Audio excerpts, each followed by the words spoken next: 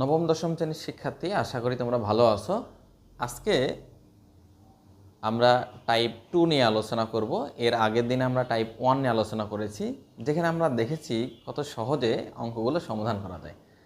আশা করি আজকে এই অঙ্কটা তোমাদের ভালো লাগবে। এরপরে টাইপ 3 এই অঙ্ক করলেই এই ভগ্নাংশ অর্থাৎ আংশিক ভগ্নাংশের রূপান্তর কোনো সমস্যাই থাকবে না তোমাদের। চলো দেখি প্রশ্নটা কেমন। এই প্রশ্নটাতে বলা হয়েছে যে x by x minus one whole square x minus টুকে আংশিক ভগ্নাংশে প্রকাশ করো। তাহলে কেন টাইপ 2 বলছে এটা? এখানে দেখতে পাচ্ছি উৎপাদক আমাদের যেটা আছে এক্স মাইনাস ওয়ান একটা উৎপাদক, এক্স মাইনাস টু হচ্ছে একটা উৎপাদক। এই উৎপাদকগুলো বাস্তব এবং তাদের মধ্যে একটা উৎপাদক অথবা একাধিক উৎপাদকের পুনরাবৃত্তি হবে। পুনরাবৃত্তি বলতে কি? পুনরাবৃত্তি বলতে ওই অংশ অর্থাৎ উৎপাদকটা বারবার আসতে পারে, একবার দুইবার আসতে পারে। দেখতে পাচ্ছি আমরা এখানে স্কোয়ার পেয়েছি, তার মানে উৎপাদকটা দুইবার আছে। সেক্ষেত্রে অঙ্ক করার নিয়মটা আমরা একটু দেখে নিই। আমরা প্রথমত ধরি বলে বাম পাশে যে অংশটুকু আছে সেটা লিখে অভেদ চিহ্ন দিয়ে এ বাই যেই অংশটুকুর পুনরাবৃত্তি থাকবে, যেই উৎপাদকের পুনরাবৃত্তি থাকবে ওই উৎপাদক স্কোয়ার ছাড়া আমরা প্রথমত লিখব। তাহলে a by x minus one whole square আছে, তাহলে হোল স্কোয়ার অংশটুকু আউট করে দিয়ে শুধুমাত্র এক্স মাইনাস ওয়ান আমরা লিখেছি, প্লাস বি বাই এই x minus one whole square পুরো অংশটুকু লিখেছি, প্লাস সি বাই এই যে আর একটা উৎপাদক যেখানে অবশিষ্ট আছে সেটা লিখতে হবে। লিখে দিলাম, দেওয়ার পরে এটাকে আমরা 1 নম্বর সমীকরণ দিয়েছি। এবার চলে আসি, নিয়মটা কি? নিয়ম হচ্ছে উভয় পক্ষকে সবসময় এই হরে যে উৎপাদক থাকবে সেইটা দিয়ে আমরা গুণ করব। এর আগের অঙ্কটাতে অর্থাৎ টাইপ 1-এ যে অঙ্কটা ছিল সেই অঙ্কটাতে আমরা বলে দিয়েছিলাম যে গুণ করে দেখালে অঙ্কটা একটু বড় হয়, সেজন্য আমরা গুণ করে দেখাচ্ছি না। যদি কারো প্রয়োজন হয় তাহলে টাইপ 1-এর যে অঙ্কটা সেই অঙ্কটা দেখে আসলে ক্লিয়ার হয়ে যাবে। যদি আমরা গুণ করি তাহলে খেয়াল করো, এই অংশটুকু দ্বারা যদি এখানে গুণ করি তাহলে লবের সঙ্গে হর অংশটুকু কেটে যাবে, থাকবে শুধুমাত্র এক্স। দেখো আমরা এখানে এক্স লিখেছি, অভেদ চিহ্ন দিলাম।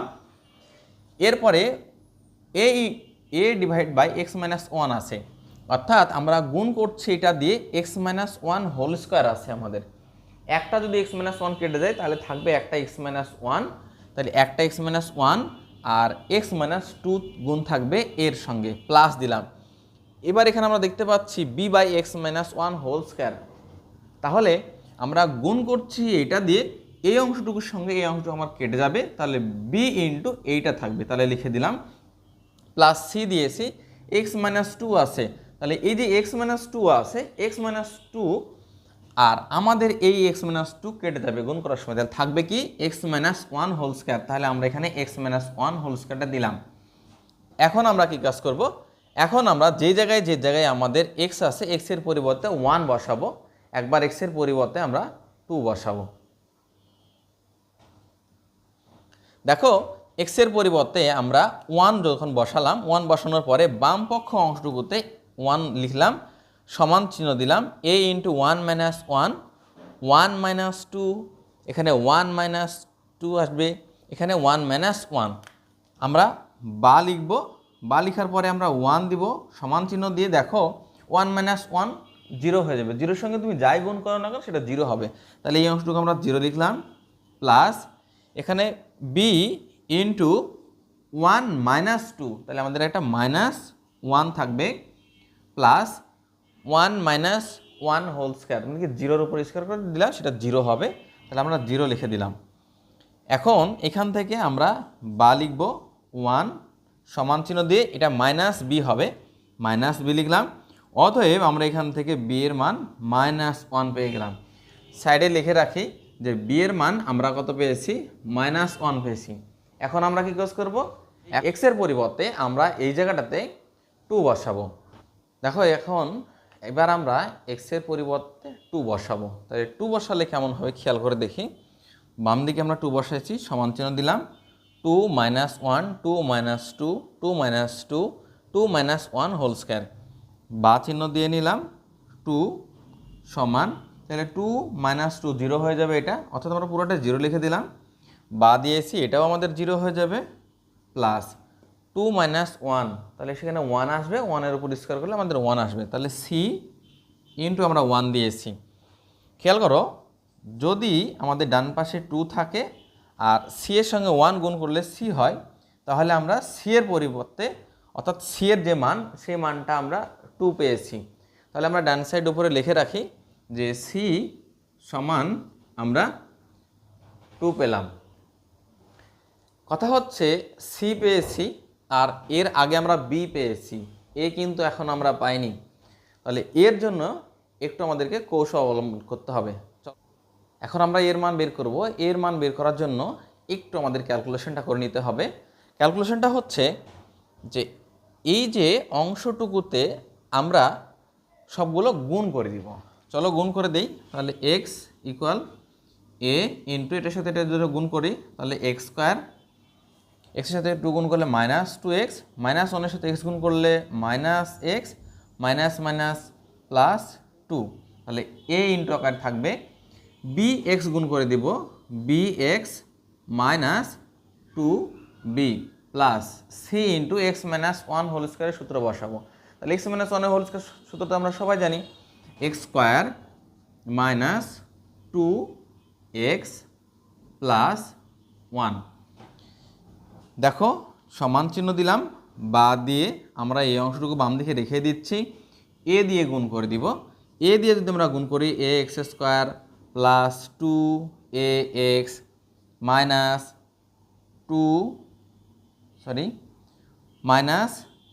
এ এক্স প্লাস 2a, অর্থাৎ এ দিয়ে সবগুলোকে আমরা গুণ করে দিলাম। এবার আসবো আমরা কত, plus b x minus 2b plus c x square minus 2cx plus c. এখন এগুলোকে একটু সাজায় লিখবো। সাজানোটা কেমন, এক্স স্কোয়ার একসঙ্গে লিখবো, এক্স ঘাত লিখবো এবং এক্স ছাড়া যে কনস্ট্যান্ট অংশগুলো আছে সেগুলো লিখবো। যদি আমরা লিখি এভাবে তাহলে এক্স সমান, দেখো এক্স স্কোয়ার আমাদের এখানে আছে, একটা এক্স স্কোয়ার লিখলাম, এক্স স্কোয়ারের সাথে কি আছে এ লিখলাম, আর দেখি কোথায় আমাদের এক্স স্কোয়ার আছে, এই জায়গাটাতে এক্স স্কোয়ার আছে, প্লাস দেখো যদি আমি এক্স স্কোয়ার কমন নিই তাহলে এখানে আমাদের সি থাকবে, প্লাস দিয়ে আমরা এখন এক্স অংশটুকু লিখব।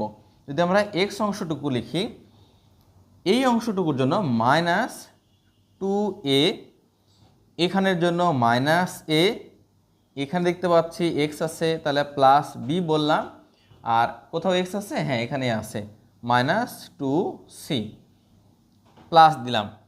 এখন আমরা কি কাজ করব, প্রথমত আমরা সাজা লিখছি এক্স স্কোয়ার দিয়ে, তারপরে এক্স দিয়ে, এখন আমরা কনস্ট্যান্ট অংশটুকু অর্থাৎ এক্স ছাড়া যে অংশটুকু সেই অংশটুকু আমরা দেখতে পাচ্ছি যে এই জায়গাটাতে এক্স ছাড়া আছে, তাহলে আমরা এখানে 2a লিখলাম।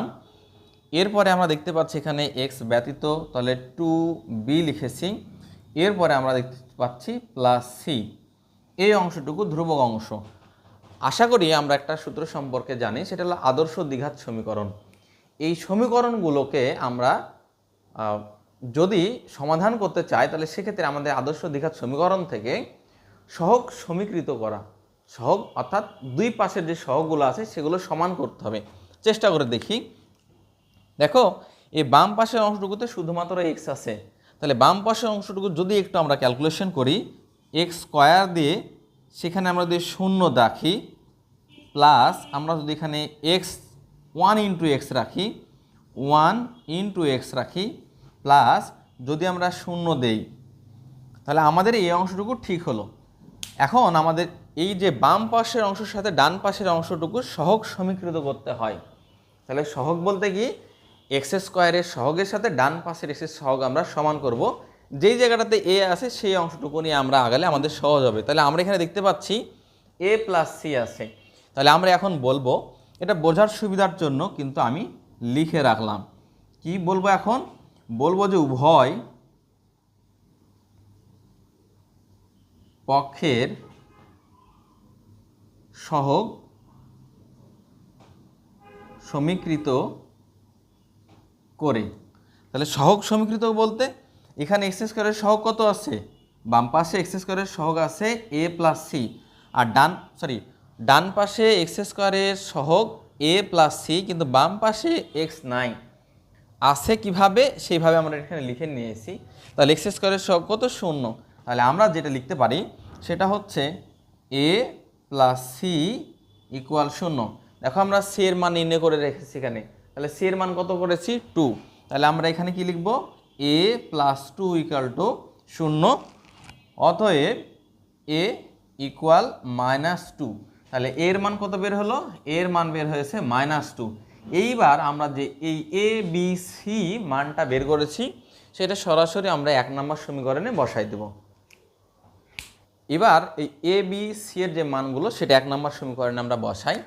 দেখো x by x minus 1 whole square x minus 2 অভেদ চিহ্ন দিয়ে এর মান কত পেয়েছি -2, তাহলে -2 বললাম এক্স মাইনাস 1 প্লাস বি এর মান কত পেয়েছি -1 x minus 1 whole square plus c এর মান কত 2 বাই এক্স মাইনাস 2। এখন আমরা এই যে অংশটুকু পেয়েছি সেই অংশটুকুর আমরা ক্যালকুলেশনটুকু করে দিই।